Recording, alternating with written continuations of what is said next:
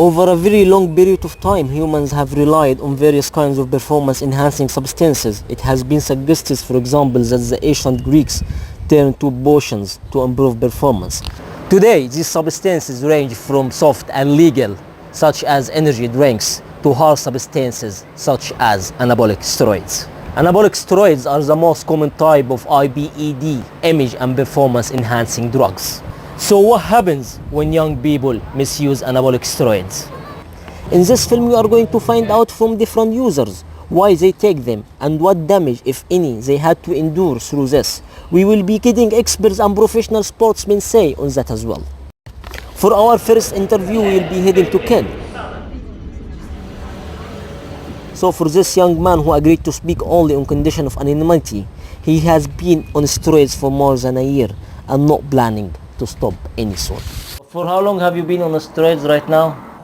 Right now, 1.5 years. So one of the things that I felt a lot is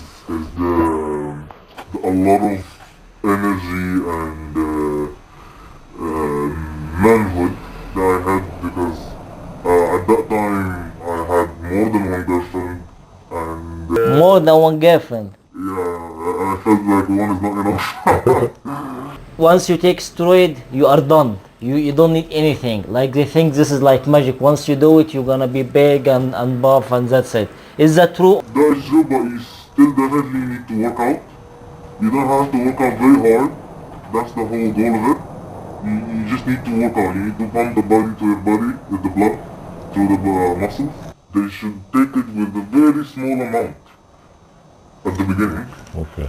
And continue like that. If they didn't get any progress, then they start increasing a bit. The problem comes when they get greedy and they need to increase very fast suddenly. You told me, so one of your friends took steroids and he used to train so aggressive in the gym to the limit. He broke his back. Yes. So basically he was so intention and he lifted so many weights bigger than his body. His joints weren't able to, to stand the weight. Okay. So he started having problems with his back, and now he cannot even bend his back, from just normal. He cannot live normal life like anyone. Have you ever said to yourself like, what I'm doing to myself, why I'm doing this? Did you ever regret doing this? It happens a lot, but not at the beginning, because, You feel the rush, you like it, you go to the gym. Yeah, at the beginning it was very good, I was very excited, it's just a lot of improvement suddenly, but once you go on and feel the bad side of it, then you start questioning yourself and start, recalculating your whole life, what I'm gonna do with this, because you need it continuously to stay in the same shape. So if you stop, this is a disaster, because you start to have a shape of muscle, it's like a balloon. So I'm planning to use it with the lowest, decreasing my dosage, so I can at least not have a shock of sudden change in the performance. Why did you insist on your identity to be anonymous? Even so, you are not doing anything illegal. First of all, it's not illegal, of course, but the problem is that, when you tell someone that you're taking steroids, that they start to judge you. They tell you like, you're cheating, you're not doing the hard work. So I feel a bit unmotivated to continue. Up to 1 million people in the UK are taking anabolic steroids and other image and performance enhancing stuff just to change the way they look. This ranges from teenagers seeking the perfect physique to elderly men hoping to hang on to useful looks. The reason that people take steroids is because they believe they're going to get dramatic results straight away.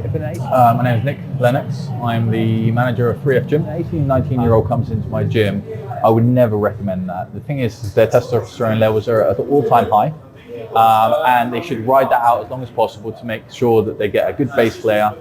And then if they do eventually stubbornly want to keep going down that route, then that's up to them. All we can do is we can advise them and we can give them the best knowledge. There's a lot of places around the UK that will give you that sort of knowledge and are more open about it now, because there are dangers to it, but people think they only look at the positives. Around the 1960s and 1970s, anabolic steroids were mainly used by elite athletes and bodybuilders motivated by the desire to develop bigger muscles and enhance their athletic performance. A survey published following 2011 World Athletics Championship reported that more than 30% of athletes surveyed admitted to using banned substances at some point of their career. Be patient and work hard, and you'll get the results from working hard and being patient. Don't look for a quick fix, trying to get there too quickly, because one, you could injure yourself, two, you could make things bad for you health-wise in later life, so there's no point. I was always a natural athlete, so I've always, and I want to help take care of my body, so. There are people that do it, they talk people that do it and they do it too much, they do it too young. There's a lot of young kids that do it because they want to look like the guys that they see on YouTube and things like that, and they should just keep training, just train. You can get there without having to take a shortcut. I've been training basically since I was, well, it all started for me with Taekwondo, so from when I was very young, like 5 years old. Oh, 5 years old? Yeah, that's when I started doing martial arts. And then when I was 12, I started competing in weightlifting. I competed nationally in weightlifting. I was on Team England for weightlifting. Look, in my opinion, yeah, if you're not competing at a high level, don't take steroids, you don't need it. Unless you're competing at a very high level of bodybuilding, I'm talking about. If you're a bodybuilder, that's what steroids are really for. If you're gonna compete in high levels at your sport. Yeah, if you're a professional athlete and you've got a nutritionist, you got strength and conditioning coach, you got all the different coaches, and one of the professionals advise you to go on some sort of cycle, even then it's up to you, but unless it's that sort of situation, just taking steroids by yourself at home and then going to the gym, I don't think it's necessary.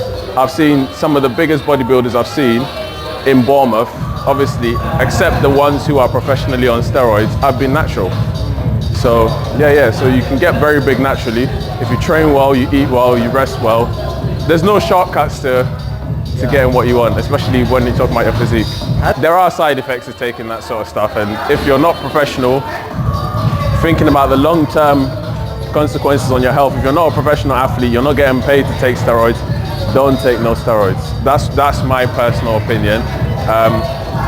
At the peak of my fitness, I haven't felt the need to take any steroids. I don't see what hard work can't do that steroids can do. It's legal to have anabolic steroids for personal use. With this being said, steroids are a Class C controlled drug under the Misuse of Drug Act 1971. Production, supply, and even giving them to friends are an offense for which a maximum sentence of 14 years can be given along with unlimited fine. When we go back to youngsters or people that are just starting out the gym, the first year is going to be results. We call them beginner gains.